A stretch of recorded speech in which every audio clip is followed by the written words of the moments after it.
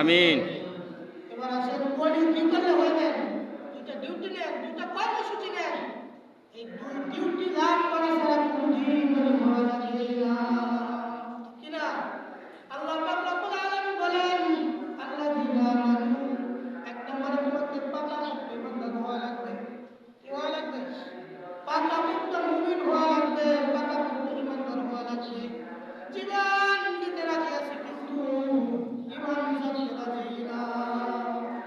বলেন ইমান ছাড়া কিন্তু আমাদের কোনো দাম নেই।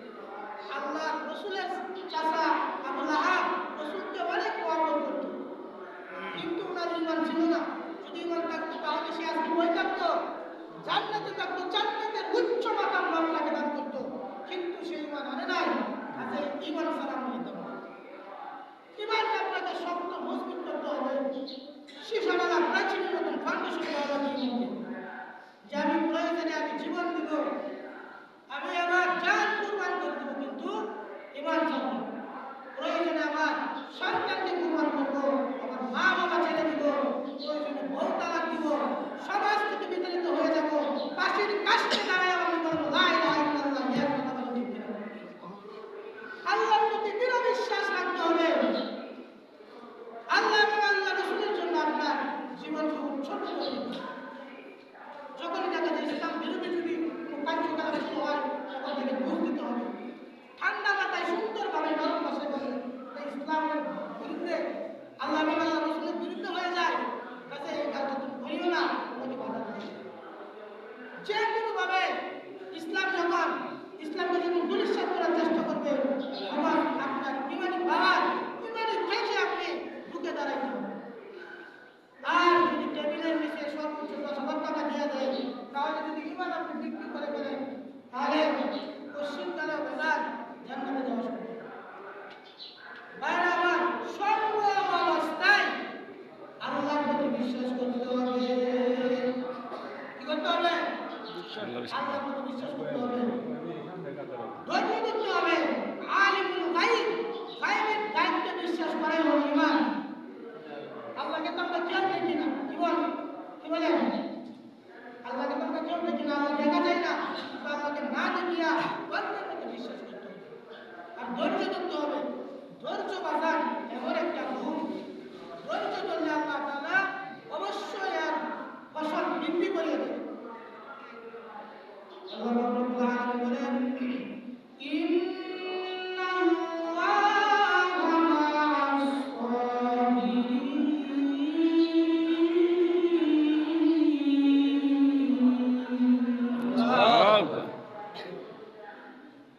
নিশ্চয় আমি আল্লাহ তাআলা ধৈর্যশীল রসুল। ধৈর্য ছাড়া আমরা সকলেই জানি কষ্ট না করলে হিষ্ট মিলে কষ্ট করতে হবে, আমাদেরকে ধৈর্য ধরতে হবে। আল্লাহর নবী এক নম্বরে পাকা মুমিন ইমানদার হওয়া লাগবে।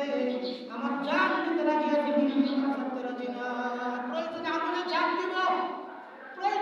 মাসির পাশে দাঁড়াইব, পাশে দেখব, ওই যে আমার সন্তানকে কুরবান করব, এরপরে আমি ঈমান ছাড়বো না। 2 নাম্বার ডিউটি নেন, 2 নাম্বার কর্মসূচি হলো ওয়াকানু মুত্তাকিন হওয়া লাগবে, পরহেজগার হওয়া লাগবে, তাকওয়ার জীবন লাভ করা লাগবে। বাইকারি জীবন না, এবারে জীবন না, জীবন চলার পথে খুঁজে তালাশ করে বাস মিস করে আপনার দাম্পত্য জীবন পরিচালনা করতে হবে। সবাই রাজি আছেন তো ইনশাআল্লাহ? ইনশাআল্লাহ। সবাই রাজি তো ইনশাআল্লাহ? ইনশাআল্লাহ। সবাই করতে পারেন, ওই হিসাবে কবুল করো, সকলে বলে আমিন। আমিন। ভাইরা আমার, ঈমান আনার পরে মুসলমান ঈমান আনার পরে তারপর নামাজ পড়ে। কারণ আল্লাহ তাআলা পবিত্র কোরআনুল কারীমে ৮২ বার উল্লেখ করছে, ওয়া ইউকিমুস সালাতা ওয়া ইউতুজ যাকাতা, তোমরা নামাজ আদায় করো এবং যাকাত আদায় করো। নামাজ এমন একটা গুরুত্বপূর্ণ একটা ইবাদত, নামাজের মধ্যে আল্লাহ তাআলা কোরআন তেলাওয়াতের সওয়াব দান করে, নামাজের মধ্যে আল্লাহ পাক রব্বুল আলামিন পূজার সওয়াব দান করে, নামাজের মধ্যে আল্লাহ পাক রব্বুল আলামিন হজের সওয়াব দান করে, নামাজের মধ্যে আল্লাহ পাক রব্বুল আলামিন দান সদকা করার সওয়াব দান করে। সুবহানাল্লাহ। সুবহানাল্লাহ। শুধু তাই নয়, 5 ওয়াক্ত নামাজ যে ব্যক্তি গুরুত্ব সহকারে আদায় করবে, আমার আল্লাহ ওই ব্যক্তির আমলনামায় 50 ওয়াক্ত নামাজ জামাতের মধ্যে যে সওয়াব হয়, ওই সওয়াবটা আমলনামায় লিখে। সুবহানাল্লাহ। সুবহানাল্লাহ। 5 ওয়াক্ত নামাজ সঠিকভাবে কায়েম করলে 50 ওয়াক্ত নামাজ মসজিদে এসে পড়ার সওয়াব আল্লাহ আপনাকে দান করবে। এই নামাজের মধ্যে আল্লাহ তাআলা বলেন, ইন্নাস সালাতা তানহা আনিল ফাহশাই ওয়াল মুনকার, নিশ্চয় তোমাকে দুনিয়ার খারাপ নির্লজ্জ বেহায়া ফাহশা কাজ থেকে নামাজ তোমাকে বিরত রাখবে। নামাজ সঠিকভাবে নামাজ কায়েম করতে হবে। আপনি ইমানদার হইলেন, আল্লাহর ওলি হইলেন, আল্লাহর বন্ধু হইলেন, ঈমান আনলেন, এরপরে আপনার উপরে নামাজ পড়ো। এই নামাজ ইবাদত গুরুত্ব সহকারে আদায় করতে হবে। 5 ওয়াক্ত নামাজ সবাই পড়বেন তো ইনশাআল্লাহ? ইনশাআল্লাহ। ভাই যে যেখানে থাকেন সেখানে নামাজ আদায় করবেন, কারণ আল্লাহ তাআলা দেখবে আমার প্রতি আমার বান্দার ভয় কেমন, আমার হুকুমের প্রতি বান্দাকে আমার গুরুত্ব দেয়। আল্লাহ তাআলা যদি মায়া লাগে যায়, দয়া লাগে যায়, বাজান দুনিয়াও তোমার, আখিরাতেও আমার। ঠিক কি না? দুনিয়া আপনার হয়ে যাবে, হ্যাঁ, আখিরাতেও আপনার জীবন সহজ হয়ে যাবে। এই জন্য 1 নম্বরে নামাজ জামাত গুরুত্ব সহকারে আদায় করতে হবে। আর আল্লাহ পাক রব্বুল আলামিন বলেন, পবিত্র কোরআনুল কারীমের মধ্যে বলেন, তখন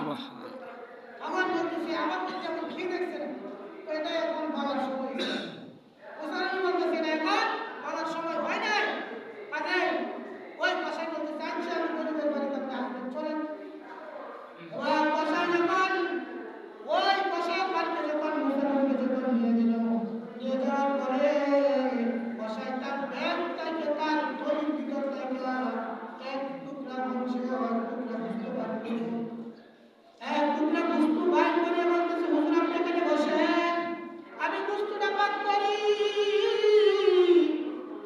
এই বস্তুটা রানের বস্তু এই বস্তুটা আমি পাক করব পাক করে আমার মাকে আমি খাওয়াবো সুবহানাল্লাহ বলে কসাই রাত্রিবেলা যখন বলার মধ্যে গেল আর বড় ঘুমায় গেছে তার তার ছেলে সবাই ঘুমায় গেছে এমন অবস্থায় সে নিজে বস্তু বানায় কুচি কুচি করে পিস করিয়া নিজের হাতে সে রান্না করলো নিজের হাতে বস্তু রান্না করিয়া এরপরে বড় কয়েকটা বস্তুর টুকরা নিয়ে একটা বাটির মধ্যে আগের দিনে তো মাটির পাতিল ছিল পাতিলের মধ্যে নিয়া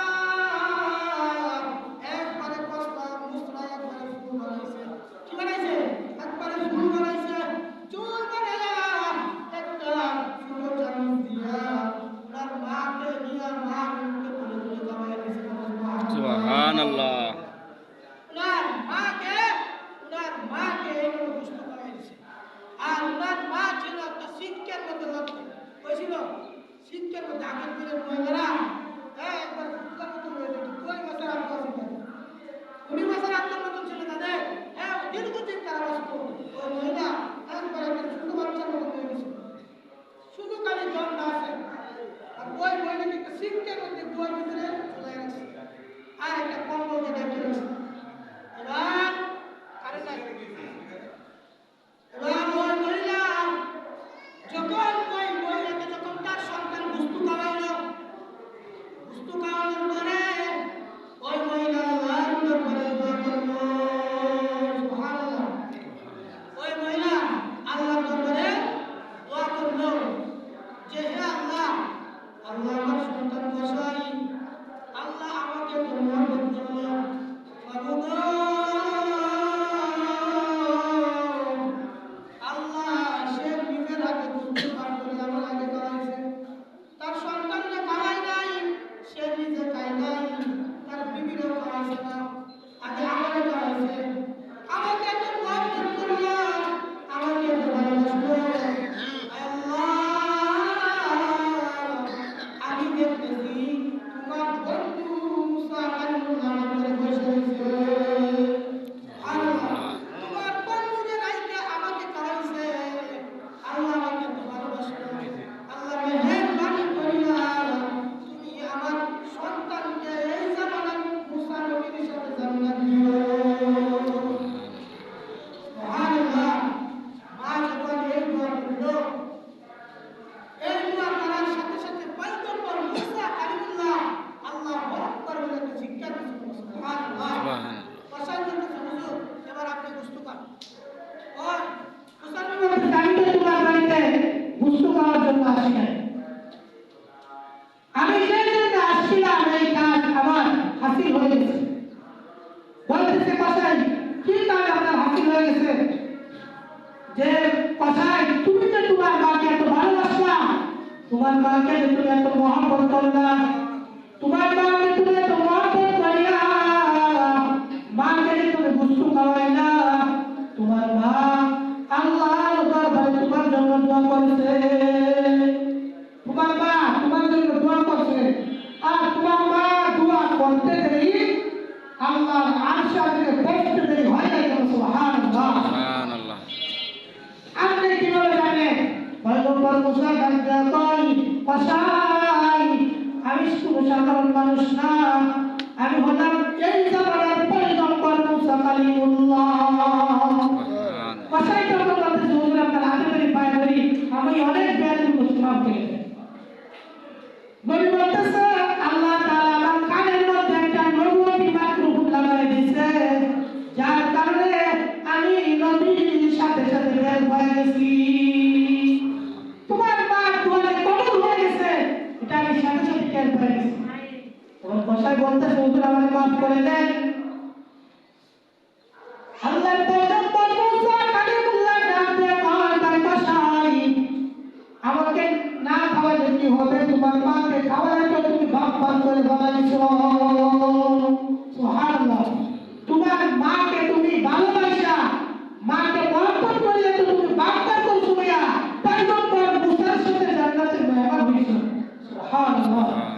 বাইরে আমার ওই বাইরে মুরগিওয়ালা যাদের বাবা মা দুনিয়াতে বেঁচে আছে তাদের সাথে ভালো নরম নরম ভাষা ব্যবহার করবেন, কারণ মা বাবার খেদমত করা ছাড়া বাঁচান কোনদিন জান্নাতে যাওয়া যাবে না। আর বাবার সন্তুষ্টির নিচে জান্নাত, মা বাবার সন্তুষ্টির নিচে, মা বাবার পায়ের নিচে সন্তানের জন্য জান্নাত। আর ওই মা বাবা যাদের দুনিয়ায় নাই, ওই মা বাবা যাদের দুনিয়ায় নাই, ওই মা বাবার জন্য বেশি বেশি দান সৎকার করে। যাদের মা বাবা দুনিয়ায় নাই তাদের জন্য বেশি বেশি করে আপনারা দান সৎকার করেন। কেননা রজব মাসে আপনি বীজ লাগাবেন, হ্যাঁ শাবান মাসে গাছ হবে, রমজান মাসে এটার মধ্যে ফল ধরবে। আর এরপর আল্লাহ তাআলা বাড়াইতে বাড়াইতে ওই তুলনীয় বাড়াই দিলে আপনি কল্পনা করতে পারবেন না। তাই হাজির এই জন্য এক নম্বর সিদ্ধান্ত আল্লাহর প্রতি পরিপূর্ণ ঈমান আনতে হবে, বিশ্বাস করতে হবে এবং ঈমান আনার পরে আপনাকে নামাজ নামক ইবাদত গুরুত্ব সহকারে আদায় করবেন। এরপরে পিতা মাতার প্রতি ভালো ব্যবহার করবে, যাদের পিতা মাতা বেঁচে আছে তাদের খেদমত করবে। হ্যাঁ, পিতা মাতার অবাধ্যতা হওয়া যাবে না। মা বাবা যদি ভালো দোয়া করে সাথে সাথে কবুল সন্তানের জন্য, আর যদি বদ দোয়া করে তবেও সাথে সাথে কবুল হয়ে যায়। এই জন্য ভাইরা আমার, যাদের বাবা মা আজকে দুনিয়ায় নাই, এই দিনের মতো কাঙ্গালের বেশে আপনার আমার হাতের দিকে তাকায় রয়েছে। হয়তো মা বাবা বলতেছে আমার সন্তান,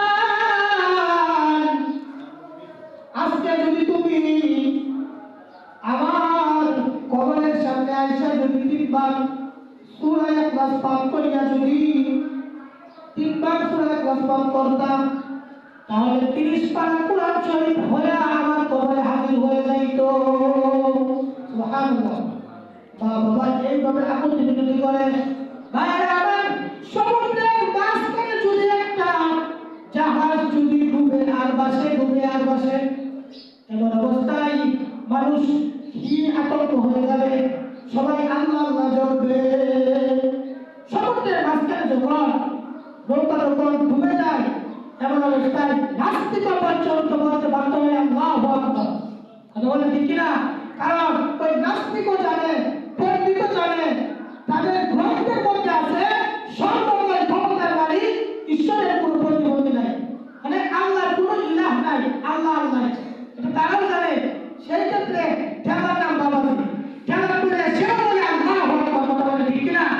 ভাইরা আমার, ওই সময়ের মধ্যে মা বাবা, আপনার আমার বাবা মা, তারা খুব বিপদের মধ্যে আছে। আর এইভাবে আপনাকে আমাকে দেখতেছে, বলতেছে আমার সন্তান, আজকে আমি দুনিয়ায় নাই, কিন্তু তুমি যে বাড়িতে থাকতেছ এই বাড়িটা আমার ছিল। ও আমাদের সন্তান, তুমি যে দোকানে ব্যবসা করো এই দোকানটা আমার ছিল। তুমি যে পুষ্কুনির মাছ খাও, যে গাছের ফল খাও, এই গাছ ছিল আমার, পুষ্কুনি ছিল আমার, কিন্তু আজকে আমি নাই, কিন্তু আজকে আমি নাই। কাজেই এই মাছটাকে আমার জন্য কিছু কবরে সত্য করে দাও। আমি কবরে আছি, কিছু আল্লাহর রাস্তায় দান করো, তাহলে আমি একটু কবরে শান্তি পাবো, আমার কবরটা একটু আরামের ব্যবস্থা হবে। ভাইরা আমার, ওই মা বাবা আমাদের আজকে দুনিয়ায় নাই, দাদা দাদি আত্মীয় স্বজন অনেকে কবরের যাত্রী হয়ে গেছে। আজ পর্যন্ত গোটা পৃথিবীর মধ্যে চ্যালেঞ্জ করে বলতে পারি, মৃত্যুর পরে কোনো মানুষ জীবিত হয়েছে বলতে পারবে? একজন মানুষ মারা গেছে, ওই লোকটা পুনরায় আবার জিন্দা হয়ে গেছে, এমন কেউ বলতে পারবেন? এমনটা কোশ্চিনকালে হবে না, কারণ কুল্লু নাফসিন যায়িকাতুল মাউত। যেহেতু আপনার জীবন আছে, আপনাকে মৃত্যুবরণ করতেই হবে, একদিন না একদিন আপনাকে মৃত্যুবরণ করতেই হবে। আল্লাহ তাআলা আমাদেরকে দুনিয়াতে অল্প সময়ের জন্য পাঠাইছে। আর দুনিয়া মাযরাতুল আখিরা, এটা হলো আখিরাতের ক্যাম্প। এখানে আপনাকে আমাকে ফসল ফলাইতে হবে। আমাদের মৃত্যুর পরে যে একটা জীবন আছে, যে এই পৃথিবী যদি সরিষা দ্বারা বরণ করা হয়, সরিষা তো সবাই চিনেন, ঠিক আছে? সরিষা দ্বারা যদি পৃথিবীকে 7 তম আকাশ যদি বরণ করা হয়, এরপরে 1000 বছর পরে একটা করে যদি সরিষা একটা পাখি নেয়, তাহলে পৃথিবীর সরিষা নিতে কতদিন লাগবে? হিসাব আছে? কেউ করতে ধরবো? এই যে নিকটের মধ্যে যদি সরিষাকে বরণ করা যায়, 1000 বছর পরে একটা করে সরিষা একটা পাখি নিব, তাহলে সরিষা কোন দিন উড়াইব? আপনার পৃথিবী, আকাশ, জমিন, অনেক বড় বড় সাগর আছে, সব কিছু যদি সরিষা দিয়ে বরণ করা হয়, 1000 বছর পরে একটা পাখি, একটা কাক আইসা একটা করে সরিষা নিবে। ইয়ার পরেও নিতে একদিন না একদিন সরিষা শেষ হবে। কিন্তু আপনার আমার মৃত্যুর পরের যে একটা জীবন আছে বাজান, ওই জীবনের শুরু আছে শেষ নাই। ওই জীবন আরো অনেক দীর্ঘ সময়, যেখানে আপনাকে আপনার মৃত্যুকে কুরবান দেওয়া হবে। এখানে মৃত্যু থাকবে না, চিরস্থায়ী জীবন, অনন্ত অসীমকাল আপনাকে ওই কবরে থাকতে হবে। সুতরাং ভাই, দুনিয়া হলো অস্থায়ী জিন্দেগি, দুনিয়া আমাদের থাকার জায়গা নয়।